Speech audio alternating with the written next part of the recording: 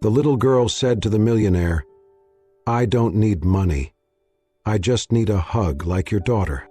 The summer night market buzzed with life, strings of warm lights above, the scent of grilled corn and sweet pastries filling the air, and laughter floating between food stalls like music.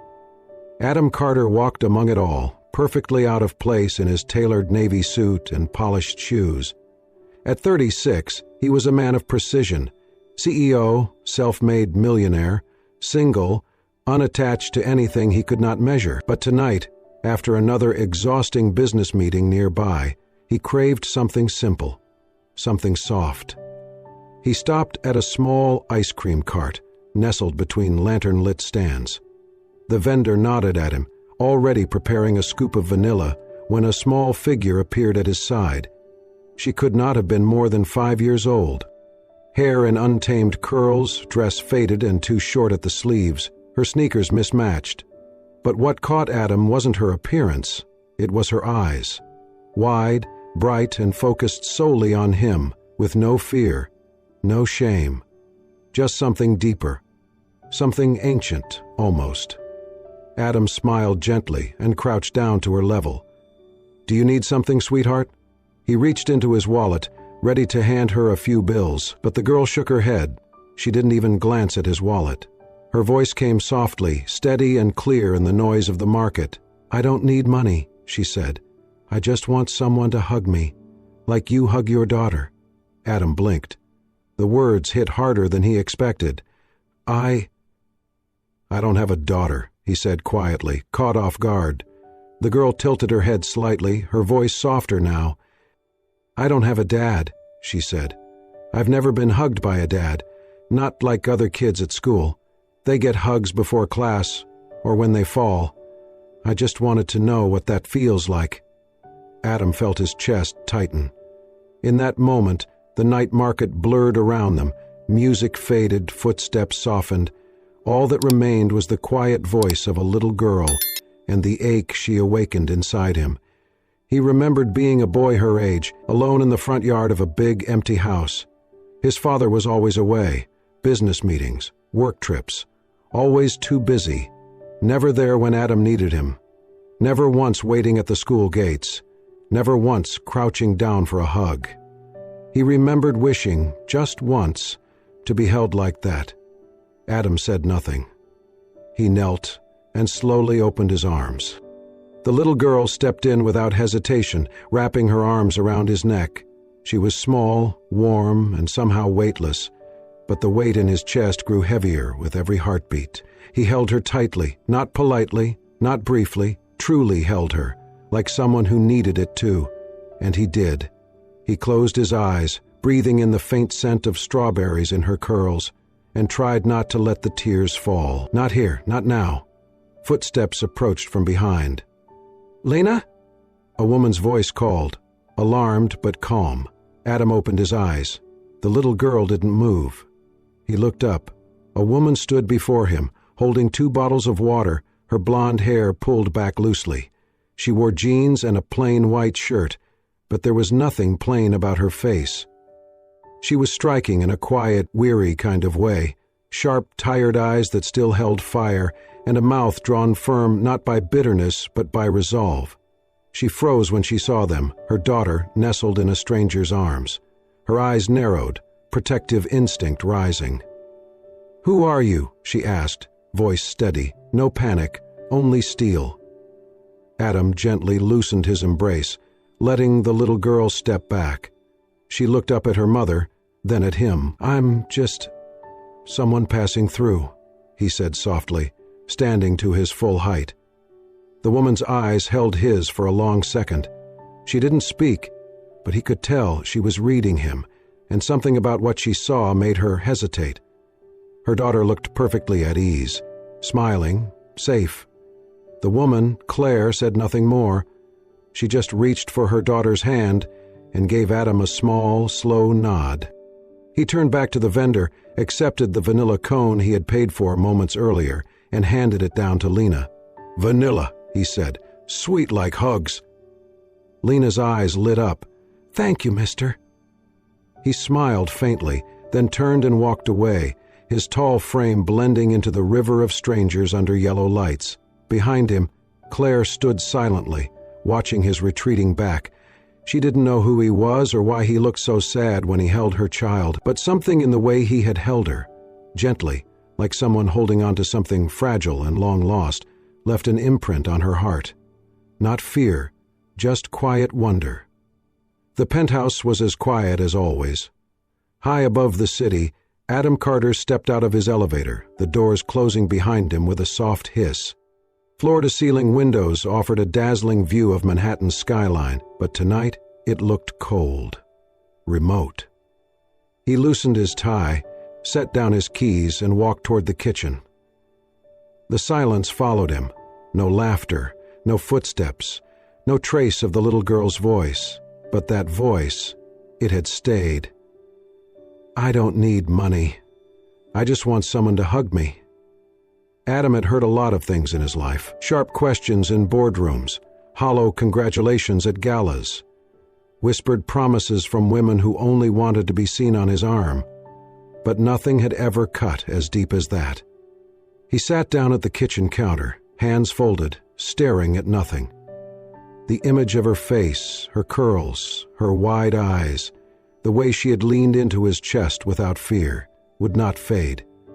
And neither did the ache that followed. For the first time in years, Adam allowed himself to remember. He was 7. A birthday. A new toy left on the marble kitchen table, wrapped neatly, no card. His father had called from an airport in Tokyo, his voice tired. "Happy birthday, son. There's money in your account. Buy whatever you want." No hug, not even a handshake. And it had always been that way. Business came first, always. His father built a fortune and gave Adam the best schools, the best food, the best future money could buy. But never once had he sat down on the floor to play. Never once had he waited at the school gates. Never once had he opened his arms. Adam had buried all of that, or so he thought. But tonight that little girl's hug had pulled it all back up, like a weed he thought was dead, but had never really been uprooted. He didn't know her name. He didn't know who she was or what her life looked like outside that market.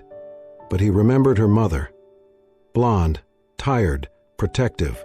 And yet, when she saw him holding her daughter, there had been no shouting, no panic, just a quiet understanding in her eyes. Like maybe, just maybe, she'd seen that sadness in his face too. Adam sat there for a long time. He poured himself a drink but never took a sip. Instead, he pulled out his phone and opened his calendar. He deleted a dinner reservation scheduled for the next Friday. Then he tapped in a note. Return to market, 8:30 p.m. He didn't know what he was hoping for, but he knew what he felt. And that feeling, foreign, fragile, had a name he hadn't said in years. Longing. The night market was alive again. A week had passed since Adam Carter walked away from that small child and her quiet mother, but he had not stopped thinking about them. Now, dressed more casually, still crisp but not polished like before, he returned to the same spot, weaving through crowds and music and sizzling food stalls. He searched slowly, scanning each corner, trying not to look too eager. Then he saw them. Near the far edge of the market, tucked beneath a string of hanging paper lanterns, stood a small table covered in handmade items, woven bracelets in soft colors, embroidered cloths, tiny notebooks with hand-drawn covers. Behind the table stood the woman he remembered, blonde hair tied back, eyes sharp and quiet. She wore jeans and a linen shirt rolled at the sleeves. Her hands moved carefully as she organized the display, her every motion calm, practiced, deliberate. Next to her sat the little girl. She was drawing again, crouched over a pad of paper with a stubby crayon clutched in one hand, tongue poking from the corner of her mouth in concentration. Adam hesitated for just a moment, then approached. "Hi," he said softly, offering a tentative smile. The little girl looked up first. Recognition bloomed across her face instantly. "It's the Vanilla Ice Cream Man," she shouted with delight. Adam laughed, the sound surprising even himself. Close enough. Claire, he still didn't know her name, lifted her gaze then. Her eyes widened for a split second, but there was no fear in them, only a guarded curiosity.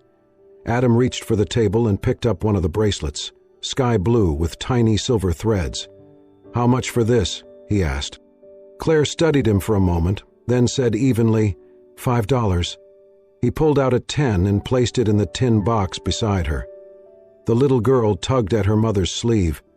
"Can I show him my picture?" Claire nodded. Lena, he caught her name as the girl spoke, turned her pad toward him. It was a crayon drawing of 3 stick figures, one tall, one medium, and one small. They stood under a big yellow sun with a pink heart floating above them.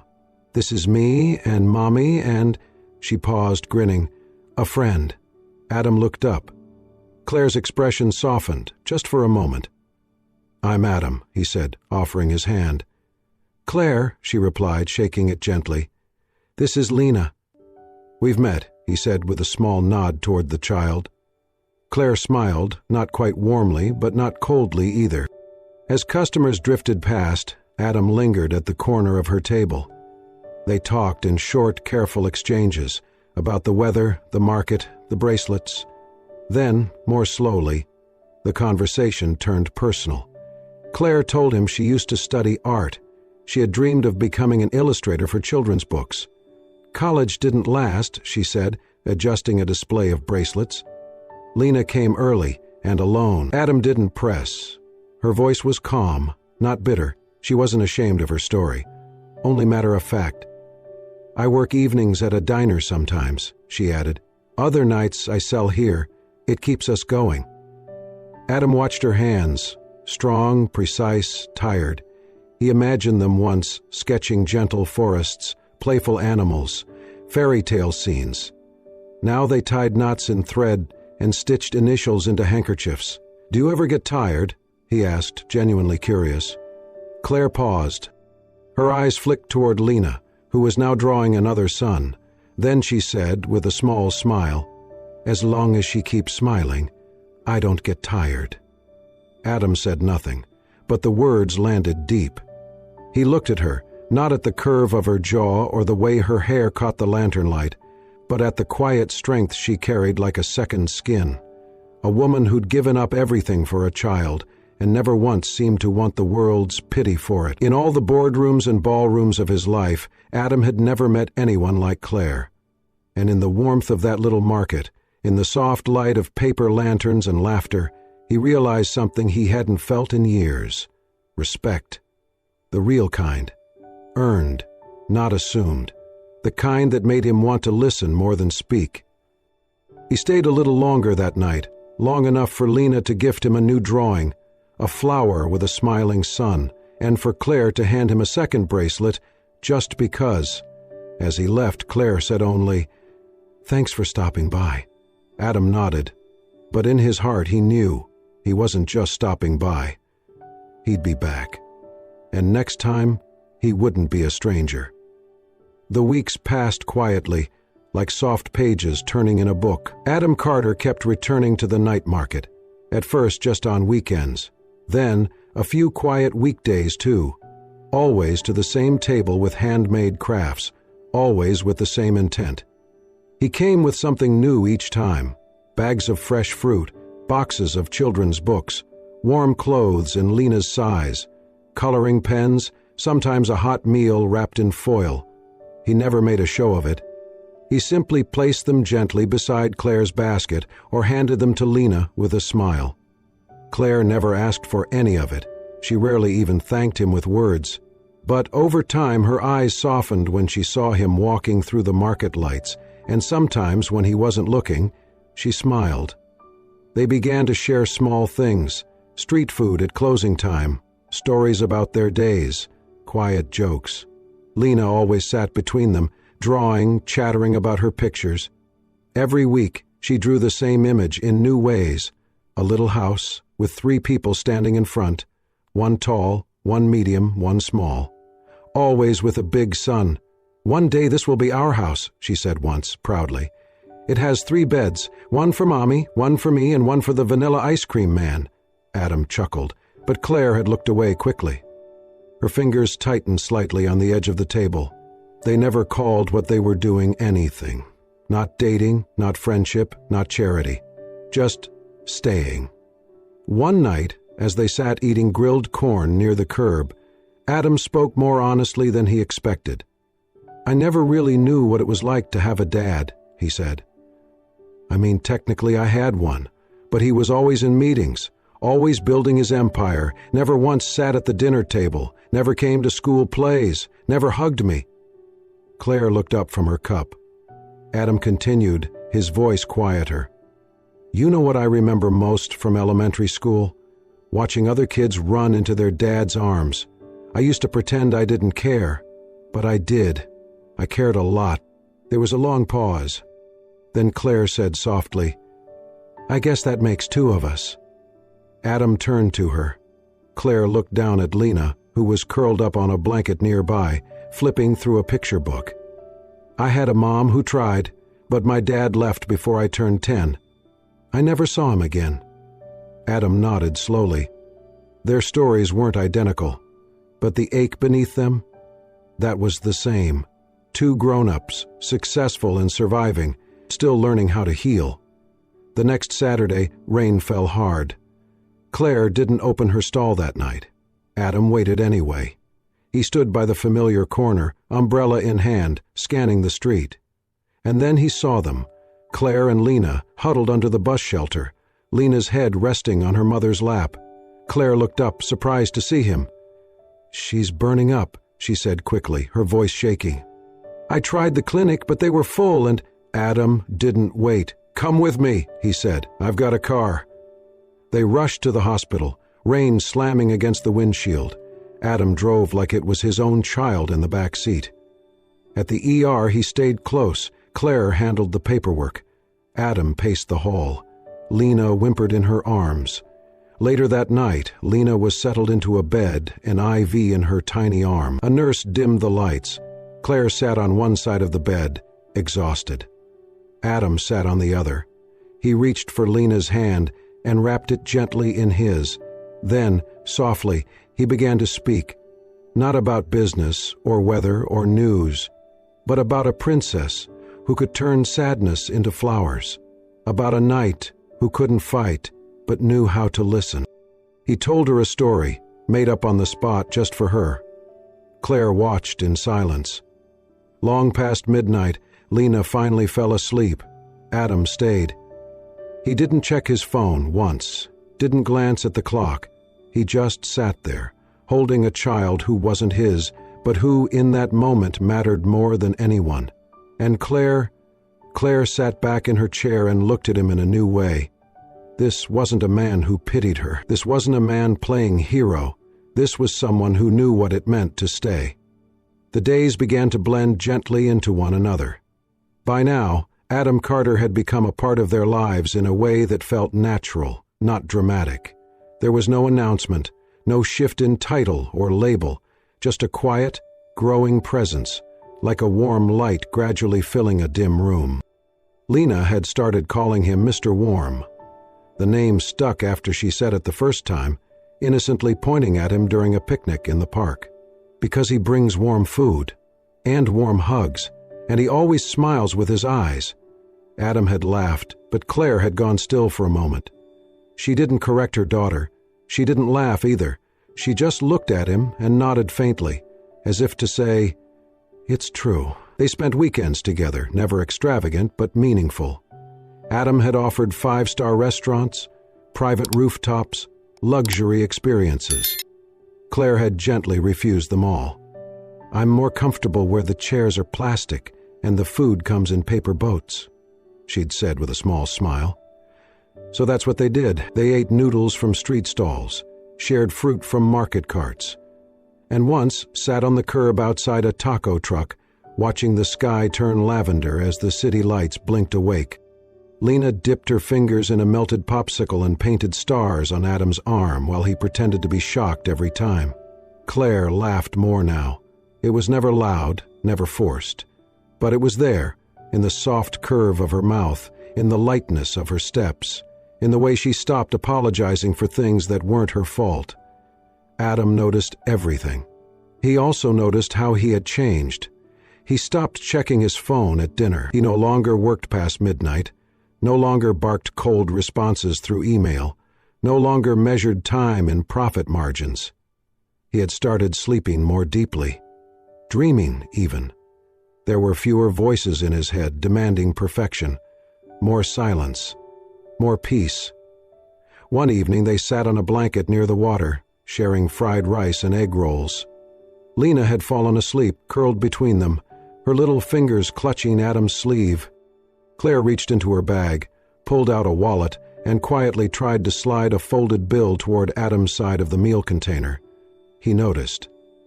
"What are you doing?" he asked, not unkindly. She hesitated. "I'm paying for half the dinner." "You don't have to do that," he replied. "I know," she said, "but I want to." He leaned back, resting his hands on the blanket behind him. His voice was calm, low, but steady. "Claire," he said, "I'm not buying you dinner." She looked at him, eyes guarded. "I'm not buying you," he continued. "I'm not buying your time, or your stories, or your presence. I'm not keeping a tally of how many meals, or books, or hours I've spent with you." He paused, then added, gently, "I'm not buying anything. I'm just staying." She didn't answer right away. Her eyes dropped to Lena's sleeping face. When she finally looked back at him, there was something raw and unguarded in her gaze. "You make it sound easy," she said softly, "but most people, they don't stay." He nodded. "I know. That's why I'm trying to prove I'm not most people." Claire's lips parted as if to speak, but no words came. Instead, she reached for her daughter's hand and held it tightly. For a long while they sat in silence, listening to the hum of the city, the wind rustling through leaves, and the distant rhythmic splash of waves against the shore. Adam didn't reach for her hand. He didn't try to press the moment further. But inside him, something settled. For the first time in a long, long while, he felt exactly where he was supposed to be. Not chasing, not fixing, not building, or staying. And Claire, sitting beside him, began to believe, maybe for the first time, that someone might actually mean it. The weather was beginning to shift, late summer folding gently into early fall. The nights grew cooler, the skies a deeper shade of blue. The changes were subtle, but Adam felt them in ways that had nothing to do with the weather.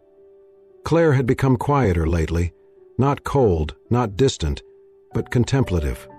Like someone standing at the edge of something she wasn't sure she wanted to step into. Adam noticed, of course. He noticed everything when it came to her. They were sitting on a park bench one Sunday afternoon while Lena played nearby, chasing falling leaves with a stick in one hand and her stuffed bunny in the other. Claire was sipping coffee, her fingers wrapped tightly around the paper cup, even though it had already cooled. After a long silence, she spoke. "I'm afraid to let you in," she said, voice low, not looking at him. "Because if you leave, I won't know how to explain it to her." Adam turned toward her. He didn't interrupt. Claire went on. "She already sees you as something permanent, something steady, and I'm scared that if one day you realize this life isn't convenient or easy or polished, you'll go. And I'll have to watch her look for you every time the door opens." Adam didn't answer with words. Instead, he nodded once, then reached into his coat pocket and handed her a folded invitation. It was simple, a flyer for a local children's art exhibition being held at a small community gallery downtown. He had signed up Lena weeks ago without telling either of them. "She has talent," he said softly, "and she deserves to be seen." Claire stared at the paper, then at him, unsure how to respond. But when the night of the exhibit arrived, she came, with Lena in her best little dress and 2 tiny braids down the back of her head. Adam was already there, waiting at the door, holding a small bouquet of sunflowers. They walked in together, the 3 of them. The gallery was filled with color, crayon sketches, watercolor dreams, finger-painted animals, and skies too pink to be real. Laughter echoed through the room as proud parents pointed at paper masterpieces. Lena's drawings were displayed on a long wall near the back. Adam had come earlier in the day to frame them himself, thin wooden borders, hand-sanded, with each name etched gently beneath in gold ink. Claire saw the effort in every detail. They reached Lena's spot, and the little girl gasped. Her drawing, one she had done on a rainy afternoon while sitting on Adam's living room rug, was right in the center. 3 figures stood under a roof, hand in hand, one tall, one medium, one small. A dog messily added in the corner, a heart above the door. She turned around to face the room, eyes shining. "This is my new house," she announced loudly. "There's Mommy, and Mr. Warm, and me." Several people turned, smiling. A few chuckled kindly. The room, just for a second, felt like it held its breath. Claire looked at Adam. For once, she didn't glance away. She didn't change the subject or brush off the moment. She just looked. And in that gaze was something soft and surrendered. An understanding passed silently between them. After the exhibit, they walked home slowly. Lena skipped ahead, her drawing tucked under one arm like a treasure. Claire broke the silence first. "You know, she's never drawn anyone in our house before, not until you." Adam smiled. "She's got good taste." Claire laughed, the sound small but full. Then she stopped walking, right in the middle of the sidewalk, and looked up at him. "I'm still scared," she said. "I know," he replied. "But I'm trying," she added. "I see that," he said. And then, without ceremony, without pressure, he reached out, not for her hand, but for the space beside her. And then, without ceremony, without pressure, he reached out, not for her hand, but for the space beside her, and walked there, quietly, at her pace. Because sometimes, love doesn't announce itself, it just shows up and stays.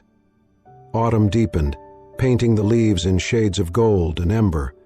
The backyard of their small house became a quiet retreat from the world, a place of soft light, simple meals, and the kind of silence that didn't need filling. Adam had been planning something, though he barely admitted it to himself. He wasn't good with words, not the tender ones, not the personal ones. Contracts, negotiations, reports, those were his language. But love? Love had always been something that happened to other people, and yet here he was, folding napkins, arranging paper flowers he had made himself, after watching half a dozen tutorials. He had never touched origami before, but somehow, his hands wanted to do something careful for her, something that spoke, even when his voice might falter. He set the table under the sycamore tree, hung fairy lights along the fence, and waited. Claire came out just before sunset, wearing a soft blue sweater and a look of cautious curiosity. She paused when she saw the scene, nothing grand, just thoughtful. Her eyes scanned the lights, the flowers, the quiet effort in every detail. "You did all this?" she asked. Adam nodded. "Well, me and YouTube," she laughed. The kind that settled between them like warm tea. She took a seat, and for a while they ate slowly, no rush, no pressure, just soft chicken and roasted vegetables, music playing low from the porch speaker, Lena already asleep inside. After dessert, Claire leaned back, eyes half closed in contentment. "You really didn't have to do all this." Adam looked at her. The wind lifted a few strands of her hair across her cheek, and he reached out, brushing them back before he realized what he was doing. "I know," he said, "but I wanted to." She opened her eyes at that, something unreadable flickering in them. Adam exhaled, long and steady. Then, with his hands folded tightly on the table, he began. "I've never been a father," he said, "never even thought about being one. And I've never really been someone's partner, not in the way that matters." Claire didn't speak, just watched him. "But if you need someone," he continued, voice softer now, "who's willing to learn both, I'm here. I might mess up, I might take time, but I'll be here. Not because I feel obligated, because I want to." The words hung in the air between them, fragile and unpolished, but true. Claire didn't answer right away. Instead, she stood up slowly and stepped around the table. Adam rose to meet her, uncertain, hands still at his sides. She wrapped her arms around him, not tightly, not desperately, just wholly. Her voice was almost a whisper. "I don't need magic," she said, head resting on his shoulder. "I just need someone who stays, honestly and long enough." Adam closed his eyes, his arms finally rising to hold her back. And in that embrace, in the quiet that followed, something settled into place. It wasn't a grand declaration. It wasn't fireworks. It was something better. It was real. A year passed like a quiet breath, soft and full of change. The seasons rolled over the city gently, and by the time autumn returned, Adam Carter no longer lived in a high-rise penthouse above Manhattan. He now woke up each morning to birdsong and the scent of fresh coffee in a small, sunlit kitchen in a cozy house just outside the city limits. The home was modest: a white fence, a flower bed that Claire had planted from scratch, 2 bicycles leaning against the porch. Inside, the walls were warm and lived in, decorated with Lena's colorful drawings and tiny handprints in paint across the hallway. Adam had never lived somewhere like this, not even as a child. But somehow, nothing had ever felt more like home. Claire had started a small art class in their backyard studio, a space Adam had built with her over the spring. She painted a sign herself, "Little Light Studio." Children from the neighborhood came 3 days a week, bringing with them markers, laughter, and a new kind of joy Claire had never known she needed. Adam spent his days in slower ways now. He still managed his business, still took important calls, but only from the office down the hall. He spent more time volunteering at the children's center in town, where he read to kids, fixed broken toys, and taught a weekly class called How to Listen Like a Superhero. And Lena, now officially a first grader, wore her backpack like a cape and proudly told everyone she met that she had 2 homes now, one in her heart, and one with a mailbox and a garden and a dad who made silly pancakes on Saturdays. She had a favorite shirt too, a white tee with a hand-drawn design that Claire helped her make. On the front it said, "Being hugged is my superpower." Adam couldn't read the words without swallowing hard. On the day of Lena's 6th birthday, they threw a small party in the backyard. There were balloons tied to fence posts, handmade paper crowns, and a cake shaped like a giant crayon box. Friends and neighbors gathered, bringing gifts wrapped in rainbows and ribbons. But the real gift came near the end of the afternoon, after the candles had been blown out and the first round of cake had been devoured. Lena stood on a little stool in the middle of the yard, still wearing her paper crown, her cheeks smudged with frosting. She held a crumpled note in one hand and a lollipop in the other. "Okay," she said proudly, clearing her throat like a professional. "I have something to say." The yard went quiet, the kind of hush that comes from real affection and attention. She looked at Adam and Claire, then at the guests, then back at her paper. "A long time ago," she began, "I didn't have a daddy, and I used to think maybe I'd never get to have one. I used to see other kids at school get picked up by their dads or hugged before class, and I would pretend I didn't care." Her voice wavered a little, but she kept going. "But then, one night, I met someone, and I asked him for a hug. That was all I asked for, just one, because sometimes that's the only wish your heart can fit." She looked over at Adam again. "And I got my hug. But then, I got more.